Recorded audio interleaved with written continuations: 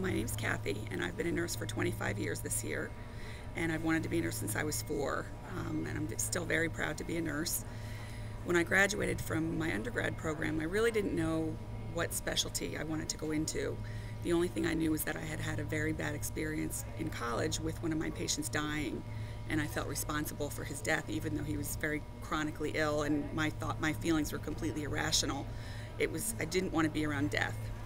So I went into maternity, and literally my first day on the unit, one of the patients had or was about to have a stillbirth. And against everything that I am, I'm a total rule abider. My preceptor told me not to go into the room because she said, we don't talk to ladies like this. I made my way into the room and started talking to her and started my learning journey about the needs of grieving parents. And I learned very quickly that I think that's what God intended me to do, that I couldn't avoid death, that I was supposed to be there with people who were grieving. And so I've been doing that ever since. And my most recent memorable story was a mom who was a first-day post-op cesarean. And she was morbidly obese and had asthma. And she was doing very, very well.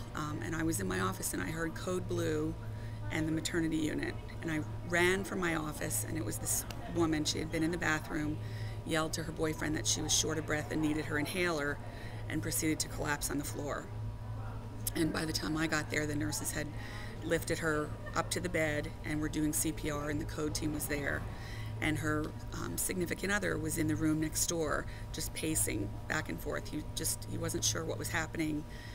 And so I went in to stay with him and try to help him deal with whatever he thought was going on. He really wasn't sure. And he told me all about their life together. They'd been together 10 years. They had 4 biological children together, and then she had an older son who he was fathering. And he told me about their marriage plans for a couple of months later. I'm going to get choked up. And how much he loved her and how much he hoped that she would be okay. And I knew she wasn't going to be okay.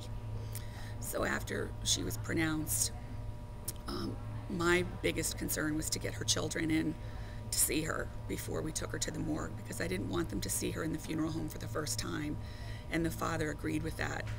So we found they didn't have any transportation, so the hospital went out to their apartment to get the kids and brought them in. They were about 12, 10, 5, and 2, plus the newborn, of course, and they spent hours with her in her room.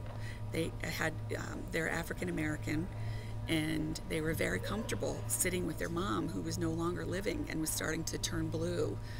Even the 2-year-old commented on the fact that mommy was changing colors, but wasn't scared about that. It was completely normal for them.